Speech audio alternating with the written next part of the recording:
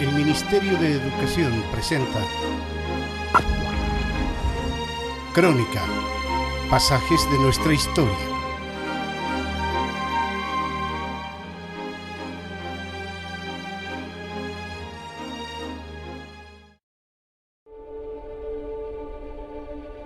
Es el 9 de abril de 1952, y entre esa fecha y el 11 de abril se produjo uno de los episodios más importantes de Bolivia. El pueblo, los mineros, carabineros de la policía sumados a la rebelión lograron derrotar al ejército de Hugo Ballivián en heroicas acciones callejeras. El saldo del enfrentamiento fue de 490 muertos y casi 1000 heridos. El nuevo gobierno revolucionario del MNR instaló en Palacio de Gobierno a Víctor Paz y Hernán Siles. Trabajadoras del país, porque estas constituyen la razón del ser del movimiento nacionalista revolucionario. Nos han dejado un país exterminado y con una situación económica que es caótica. Las ideas gestadas en los años 30 y 40 comenzaban a hacerse realidad. El otro objetivo clave era tomar el control total de la economía por la vía de descabezar a los 3 grandes mineros del estaño. Se consideraba que solo un Estado fuerte, dueño de sus recursos naturales y de sus empresas de producción, podría desarrollar el país. Por eso, el 31 de octubre de 1952, Paz Estenssoro firmó el decreto de nacionalización de las minas, con lo que el 80% de los ingresos de las exportaciones y los recursos del subsuelo pasaron a poder del Estado. Acto seguido se creó la Comibol, la empresa minera estatal. Se estableció el control obrero con derecho a veto. Se despidió y recontrató a todos los trabajadores, lo que demandó una fuerte erogación al erario. En 1955 se dictó un nuevo Código de la Educación. Otro de los objetivos básicos de la revolución fue la diversificación económica y la vertebración del país. La inauguración de la carretera Cochabamba-Santa Cruz, la primera ruta asfaltada del país, permitió un acceso al oriente que marcó el impulso de crecimiento de Santa Cruz de la Sierra. Se construyó un ingenio azucarero. Se impulsó la producción del petróleo hasta lograr exportarlo con el oleoducto Arica-Sica-Sica. Se transfirieron fondos de Comibol para todo este proceso que, si bien ayudó a esta tarea, descapitalizó a la empresa de la minería. Junto a estas medidas, se vivió el nacimiento de la Central Obrera Boliviana en abril de 1952, la creación de milicias mineras y campesinas, el cierre del Colegio Militar y la baja de más de 500 oficiales para reorganizar el ejército.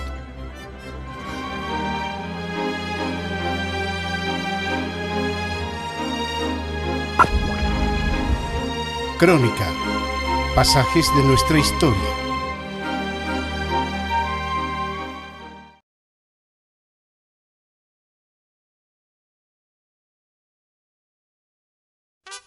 El Movimiento Nacionalista Revolucionario es un partido político boliviano que llegó a ser el partido más importante de la segunda mitad del siglo XX y probablemente en el partido más influyente de toda nuestra historia republicana. Germinado en los grupos nacionalistas de Hernando Siles, en las arenas del Chaco y en los grupos socialistas que actuaron en los años 30, fue fundado el 25 de enero de 1941, aunque su fundación oficial se reconoce el 7 de junio de 1942, fundado por un grupo de jóvenes políticos e intelectuales de la generación de la guerra. El MNR forjó una alianza entre la clase media y sectores obreros y elaboró un plan nacionalista que desencadenase en la toma del poder, ya sea por medios democráticos o a través de una revolución burguesa para acabar con el sistema político y modo de producción imperante. Aunque el presidente Gualberto Villarroel no era perteneciente a ningún partido, su gabinete presidencial lo componían miembros del MNR durante el periodo de 1943 a 1946. El documento que mejor define la esencia del MNR es la llamada Tesis de Ayopaya de Walter Guevara Arce, aunque su primer documento principista lo redactó José Cuadros. Los 6 años posteriores en la oposición depuraron la dirección, confirmando a Paz Estenssoro como jefe y determinaron una preeminencia de la izquierda del movimiento con la presencia de importantes cuadros llegados del marxismo.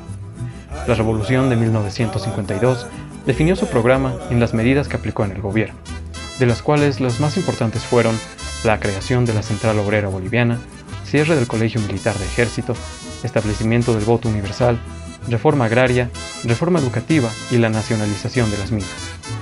Durante sus gobiernos sufrió varias decisiones, las tres más importantes: el Partido Revolucionario Auténtico de Walter Guevara en 1960, el Partido Revolucionario de la Izquierda Nacional de Juan Lechín en 1963 y ya en el llano, el Movimiento Nacionalista Revolucionario de Izquierda de Hernán Siles en 1969. Después de su caída en 1964, el MNR volvió al protagonismo en 1971, apoyando el golpe de Hugo Banzer y cogobernando 2 años con él. Con la reapertura democrática de 1978, Siles y Paz fueron los grandes personajes del escenario electoral y los 2 primeros presidentes constitucionales a partir de 1982.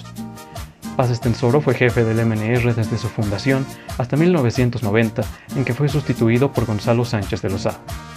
Ideológicamente pasó del nacionalismo revolucionario a posiciones liberales en economía, aunque con importantes rasgos de política social, modernizadoras de las instituciones democráticas y económicas del país. Igual que en 1952, impulsó procesos radicales de transformación. En 1985, a partir del decreto 21060 de la nueva política económica, y en 1993, sobre la base de la capitalización, la participación popular, la descentralización y la reforma educativa.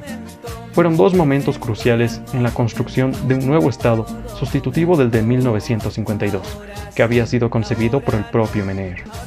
En 1997, volvió a la oposición tras perder en las elecciones generales de ese año. Históricamente, el MNR gobernó Bolivia por medio de las presidencias de Víctor Paz Estenssoro, Hernán Siles Zuazo en su primer mandato y Gonzalo Sánchez de Lozada. Los presidentes Walter Guevara Arce, Lidia Gayler Tejada y Hernán Siles Zuazo en su segundo mandato empezaron sus carreras en este partido político. Posteriormente ganó las elecciones del año 2002, con Sánchez de Lozada como presidente por segunda ocasión y Carlos Mesa asumía la vicepresidencia. Debido a los levantamientos populares en 2003, principalmente en las ciudades de La Paz y El Alto, Sánchez de Lozada huyó del país renunciando al cargo de presidente. En ese momento, el MNR entró en un proceso de renovación interna de toda la dirigencia a nivel nacional. A partir de entonces, su participación en la política boliviana no ha vuelto a tener una relevancia significativa, al menos hasta la fecha en que es publicado este video.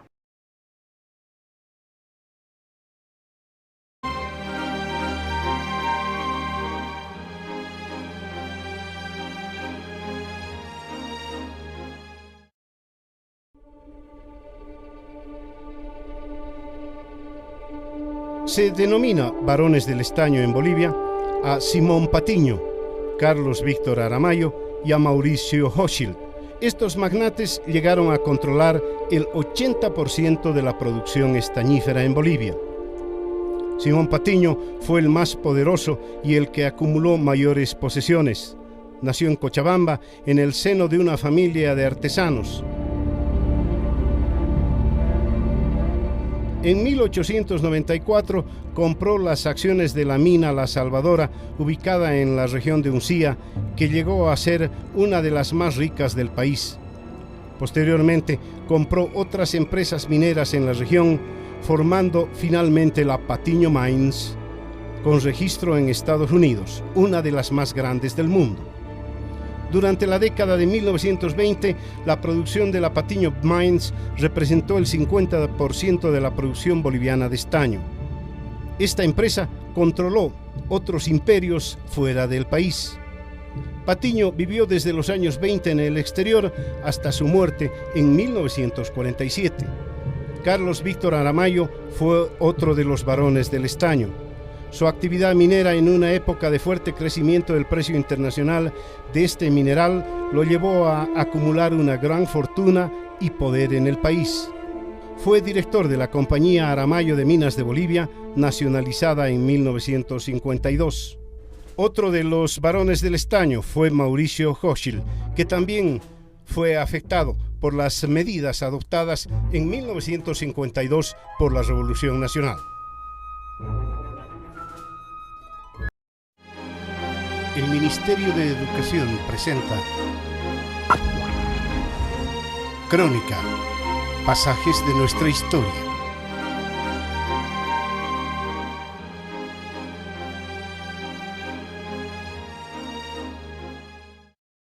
Es el año 1942. El interés del gobierno de Enrique Peñaranda se centra en lo que se denomina el Plan Bohan. Se trata de establecer una estrategia de desarrollo nacional que analizará el país de manera profunda y le enseñará un cauce por el cual desplegar sus potencialidades. El acercamiento boliviano-norteamericano facilitó la llegada de una misión estadounidense a Bolivia. La presidió Marvin Bohan. La misión diseñó un plan económico cuya importancia radica en que se trata de la primera propuesta seria de diversificación económica. La realidad de un país dependiente de la minería del estaño, la vulnerabilidad de nuestra economía, de los fluctuantes precios internacionales, exigía una respuesta que Bohan plantea en la diversificación, apoyándose en el desarrollo intensivo del agro. Un mérito de la propuesta es haber señalado a Santa Cruz como la región con mayor potencialidad de crecimiento económico. El plan menciona áreas de producción, productos agrícolas de consumo básico y la necesidad de una infraestructura de comunicación que debía comenzar por la carretera Cochabamba-Santa Cruz. Como resultado de la misión Bohan, el gobierno creó en 1942 la Corporación Boliviana de Fomento, cuyo objetivo era impulsar el desarrollo agroindustrial del país, que incluía la construcción de ingenios azucareros.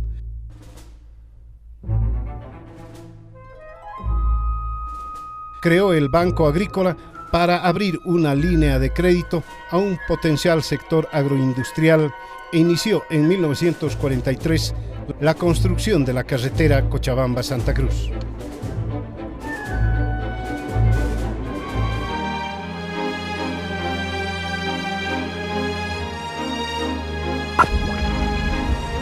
Crónica, pasajes de nuestra historia.